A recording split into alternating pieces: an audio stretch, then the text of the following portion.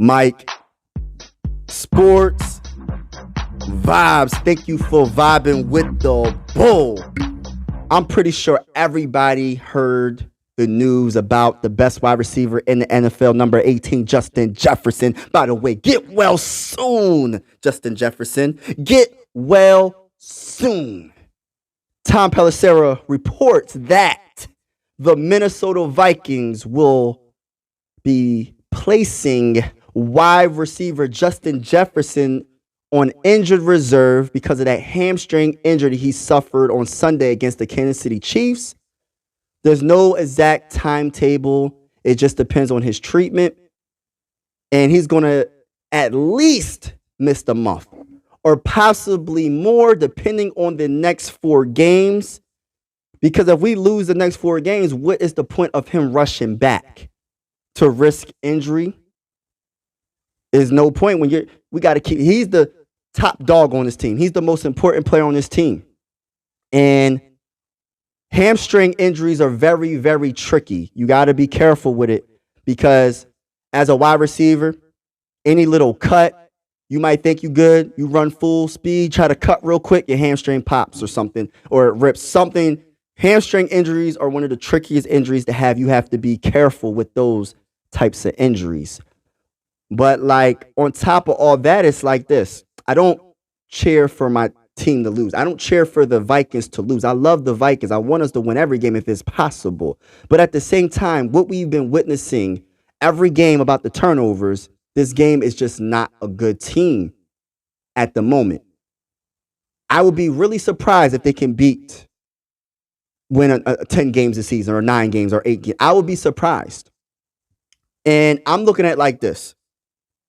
If we happen to just say we lose these next 4 games, Justin Jefferson doesn't come back, and we mess around and go about 2-15 this season. We get the first overall pick in the draft. This is the first time it's the first time in I don't know how long that we actually had a number 1 pick or a number 2 pick to finally take a chance and draft on a franchise quarterback. And I know a lot of fans will probably say it's not a guarantee. Nothing's guaranteed, but you never know until you try. You never know what you can do until you try it. You know what I'm saying? So if we take the chance and draft our franchise quarterback, Caleb Williams, Shedeur Sanders, Bo Nix, Drake May, or whoever, that helps us when it comes to the money situation because we're in a whole lot of trouble when it comes to the money situation, right? We don't have a lot of cap room. Get a good quarterback on a rookie deal, and then we can build the rest of this team out, hopefully. And we might have to possibly trade D. Hunt and trade Kirk Cousins that no trade clause, if he want to go to one of these teams out here like the Falcons or the Jets or whoever. We have to start thinking like that if we lose these next 4 games. No, I'm going to repeat this. I don't want us to lose. But at the same time, this might be a blessing in disguise because we might finally get our Patrick Mahomes. I'm not saying Drake May or Caleb Williams or Bo Nix or Shedeur Sanders is Patrick Mahomes.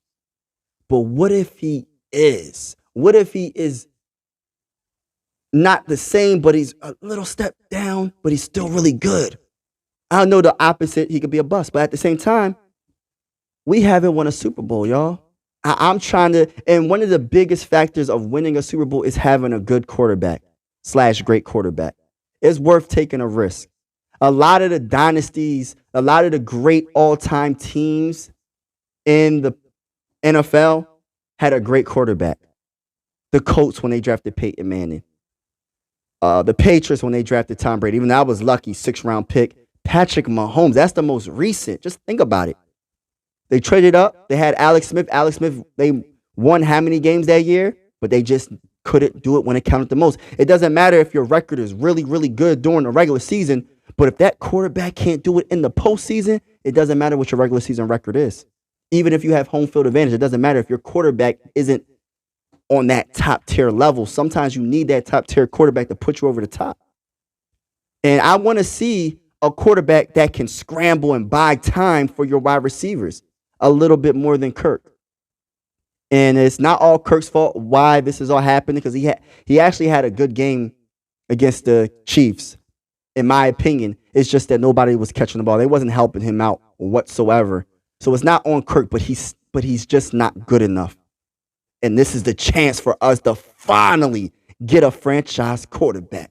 Let me know in the comments below what you think. Get well soon, Justin Jefferson. Maybe take your time, maybe a little bit. I'm just saying. But what you think, y'all?